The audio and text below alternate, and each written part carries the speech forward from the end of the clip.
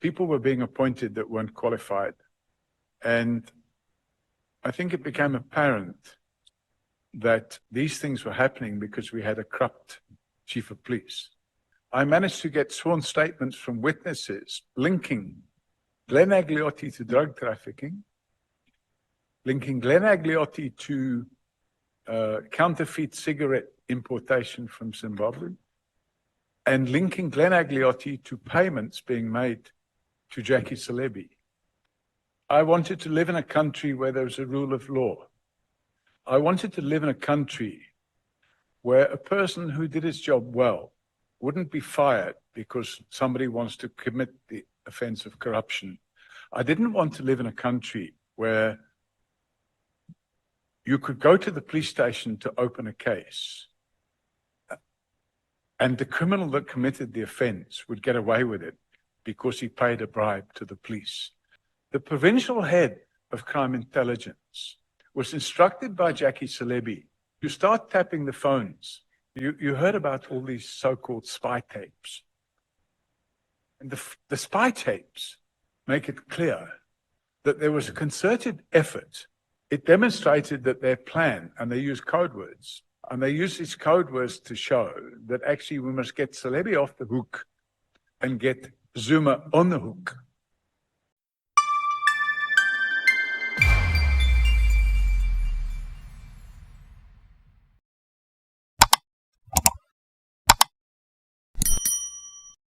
How did your in your view, what was the impact of Mr. Selebi's tenure as commissioner on the integrity of police and services?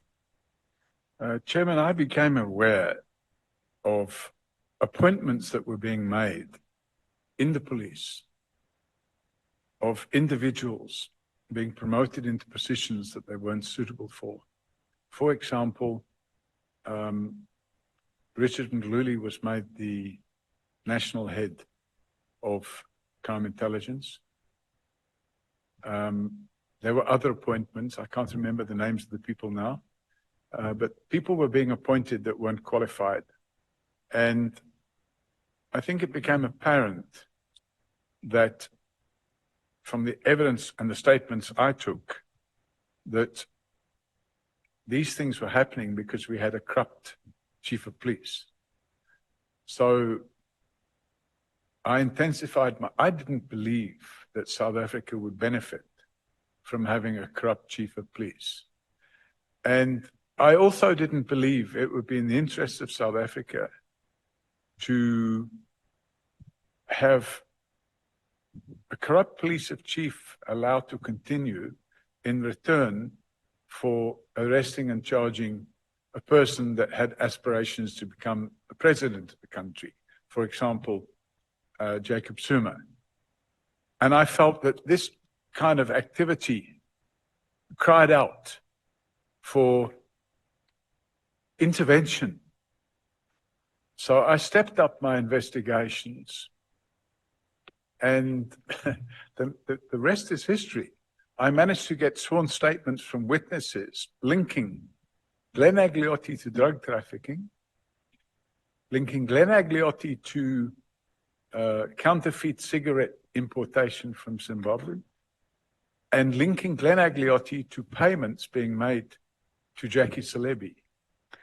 How did you specifically uncover the drug trafficking that Agliotti was involved with?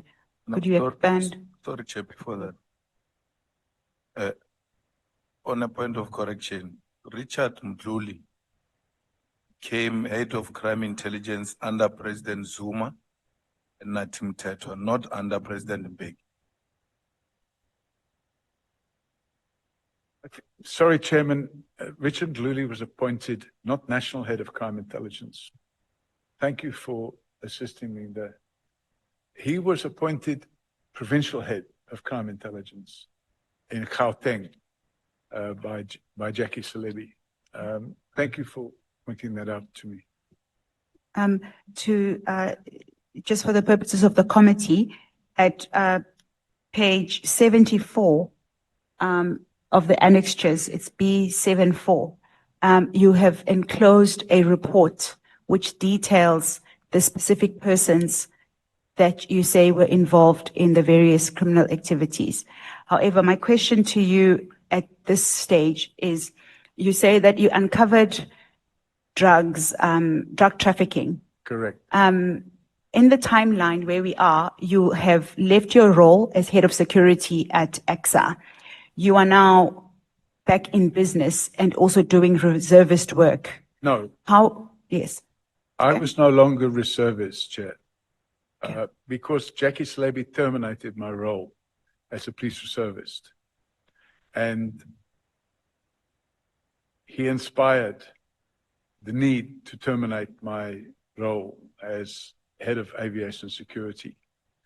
So I had no police work after that. What were you doing at the time? Property development. What, you say that you were investigating various things. Why were you investigating as a property developer? Because I wanted to live in a country where there was a rule of law. I wanted to live in a country where a person who did his job well wouldn't be fired because somebody wants to commit the offense of corruption without being caught. I wanted to live in a country where security contracts were not given to the person that paid the highest bribe, but they were given to the company best suited to provide the service. And that would make the airport safe. I didn't want to live in a country where something tragic should happen, for example, like 911. I didn't want to live in a country where you could go to the police station to open a case and the criminal that committed the offense would get away with it because he paid a bribe to the police. I realized by 2003 that we were on a slippery slope, and the best way to get off that slippery slope was to bring back some ethics into the police. Yeah. You were at the point, I actually derailed you by asking a different question, but you were about to explain what you uncovered, how you uncovered. It's not necessarily specifically about Glenn Agliotti, but it's more about your investigative work into drug trafficking. And you were about to expand on how you managed to uncover drug trafficking, which Glenn Agliotti had been involved in. Yes, Chairman, obviously you get somebody phones you, gives you information. I think it became common knowledge that I was looking into Jackie Selebi. And you sniff around and you get information, but you can't prove anything. But somebody gave me a tip-off that actually, if you want information, this fellow Glenn Agliotti is involved in drug trafficking, and this is how he does it. But I had no evidence. So I decided to go and get that evidence. And I was given the name of the company and the name of the person that managed the company that imported the narcotics and distributed the narcotics. So once I had that information, I then realized, well, hang on a minute. I can go to that company and see if they can provide evidence. So I arranged a meeting. It just coincidentally happened.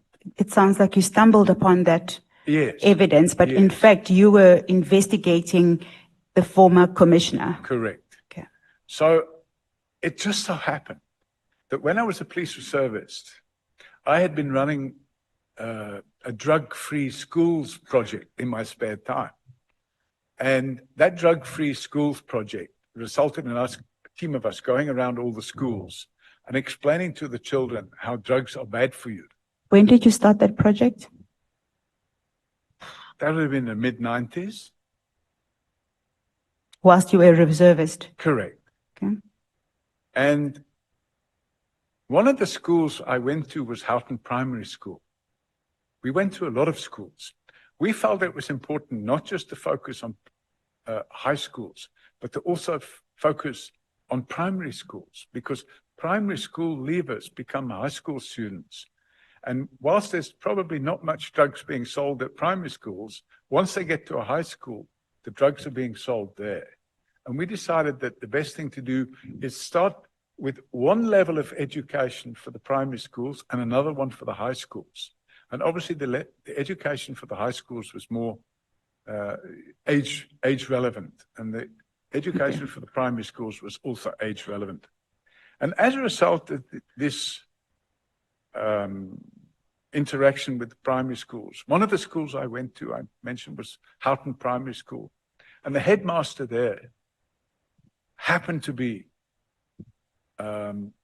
the brother of the father of the guy that was running the transport company that was moving Glenn Agliotti's drugs around. What was the name of the person who was moving the drugs around? Anthony Dormel. Okay. So I arranged a meeting with Anthony Dormel's father, which is Chris Dormel. And we had a meeting at their house, be about 20 years ago, maybe more. And we had a meeting at the house. And when I had that first meeting, I suggested that I would like to have a meeting with the son. And I explained to them exactly why. That I'd want this son to understand what's happening with the stuff that he's moving around. Now, we had that meeting, and he agreed that actually he always suspected that there was something wrong, but he didn't know what. And he agreed to set out chapter and verse. And as a result, we went to a shipment that he had stored at a warehouse on the East Rand. And there was about 200 million rands worth of drugs there. What did you do with that information? Once you got to the scene, what was your first reaction? My first reaction was to take a sworn statement from the guy, because what you always like to do is make sure you get something in writing. Okay, so you got a sworn statement, and what was the next step? Then I went back to the Scorpions, who I'd met with a couple of years earlier, and I said, listen, I think we've now got something. So you reported this drug bust to the Scorpions? They did the drug bust. I didn't do the drug bust. Okay. So you accompanied the Scorpions to a venue where there was an operation undergoing? No, I didn't do that either. Okay. What I did was, I showed them the sworn statement I had from this individual, and I asked them, would they be prepared to meet with this individual and take this matter over? And they agreed to do that. And then I introduced them. We had a meeting at McDonald's in Bruma. Not Bruma, East Rand Mall. We had a meeting at McDonald's in East Rand Mall. And that would have been about 95, maybe 96. I can't remember the exact year. And we had a meeting there, and we sat there for 4.5 hours, where they interrogated this fellow. And what is the outcome? They made a decision to mount an operation. Okay. And the operation they mounted lasted for a month or two. And then they busted them and they arrested them all. And then they arrested Glenn Agliotti.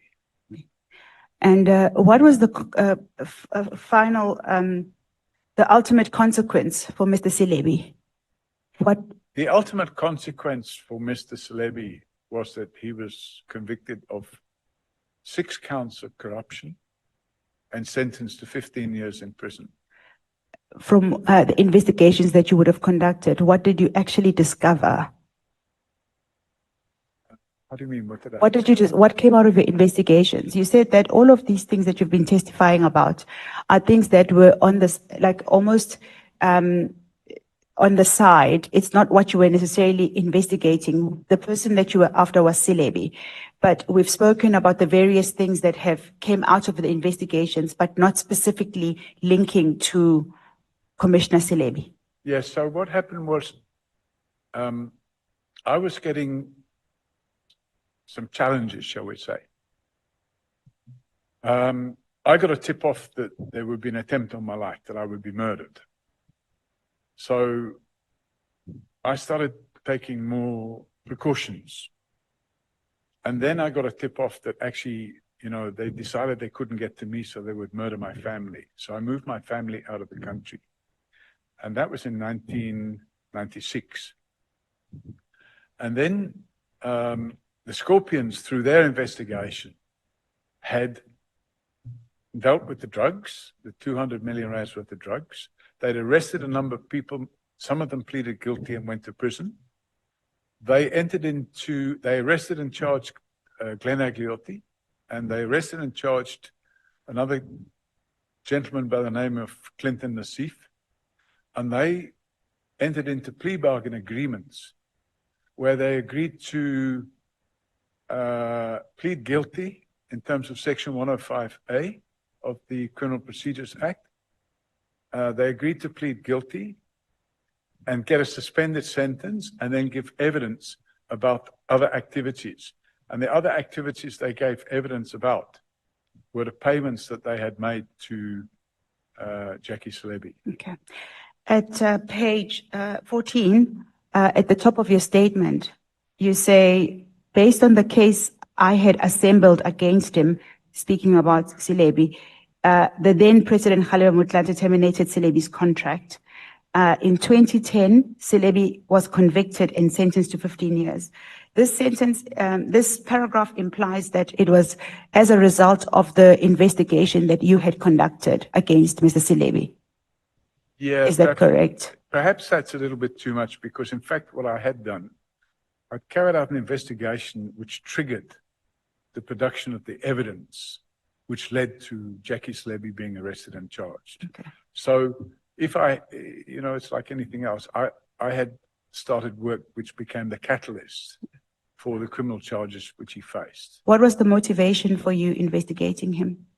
As I said earlier, Chairman, I wanted to live in a country where there's a rule of law. I didn't want to live in a country where a chief of police could be so corrupt that he could enter into an agreement that would assist a sitting president to arrest and charge a future possible president, because I felt that that was like completely wrong, regardless of what and at the time, I didn't know the then who became President Zuma. I didn't know him from a bar of soap, so I had no knowledge.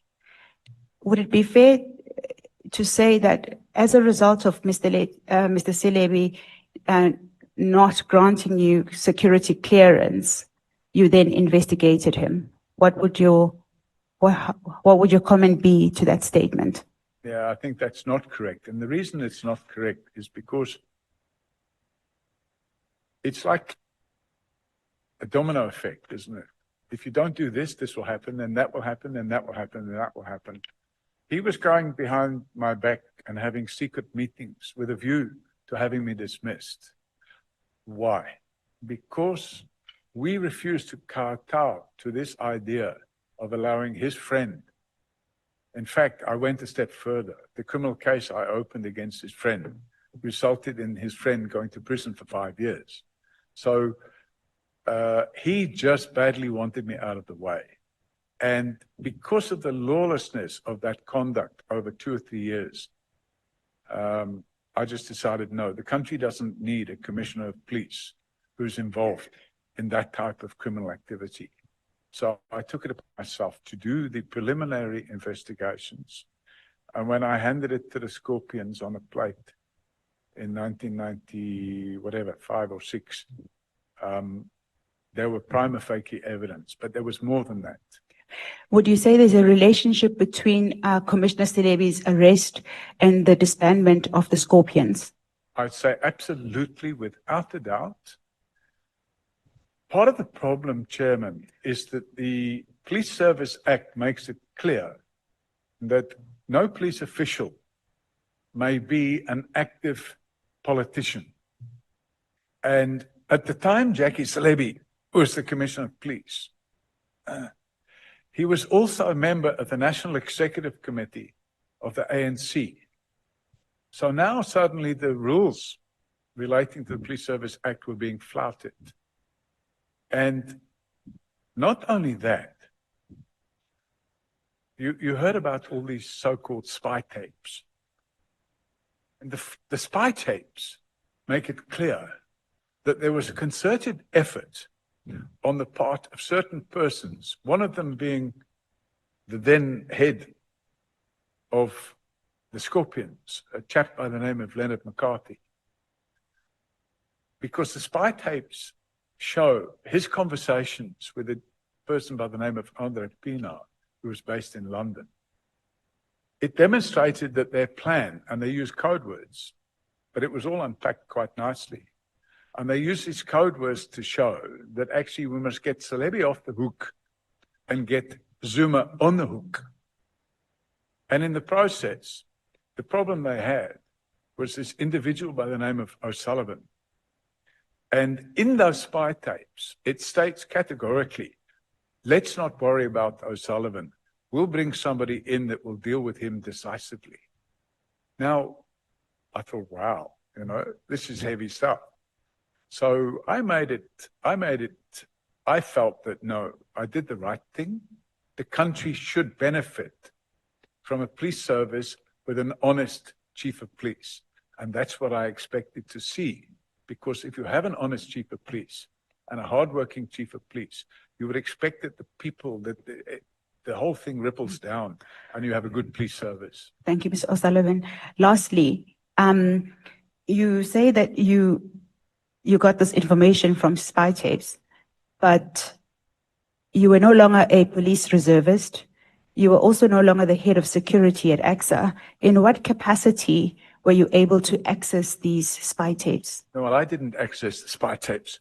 What happened was, I'm trying to remember her name now. Nomkhobo Jiba. She was the acting national director of public prosecutions.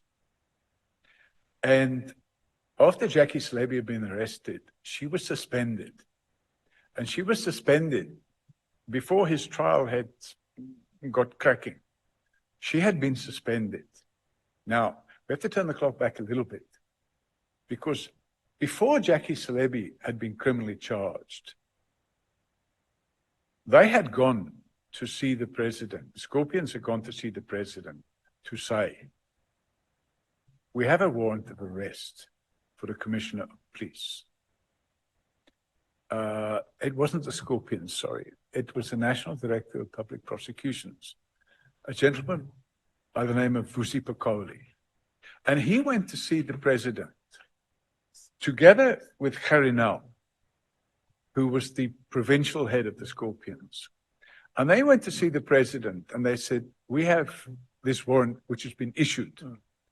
And before we execute the warrant, we wanted to inform you as a courtesy that we intend to arrest the Commissioner of Police.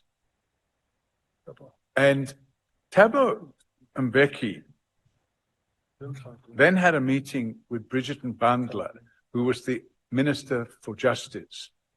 And the Minister of Justice immediately suspended Vusi Pakoli. And then after this suspension, the provincial head of crime intelligence was instructed by Jackie Selebi to start tapping the phones. Mr. O'Sullivan, I really apologize for interrupting you.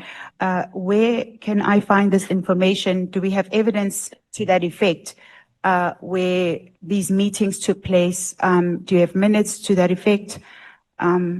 So, Chairman, it's common cause. I'm sorry to have to say, but if you go back in time, it was all over the newspapers. It's common cause that Vusi Pakoli was suspended, pending an inquiry to determine his fitness to be in office. It's common cause that this all happened in a very short period of time. You had the Polokwane conference, then you had the, immediately after the Polokwane conference, President Mbeki was still the president. Thank you, Mr. O'Sullivan. Just to bring you back to what the question actually was, the question was, how did you get to know about the conversations that were where spyware was used? That was the specific question. They were published in the media. Okay, thank you. I think either the Mail and Guardian or the Times. They were published and they quoted from it. So you read them in the media? And not only that, I spoke to the journalist, Okay. and he sent me a copy of the tapes, not the tapes, but the transcript of the tapes, because they, But that your source basically was the media. That was the Correct. question. Thank you.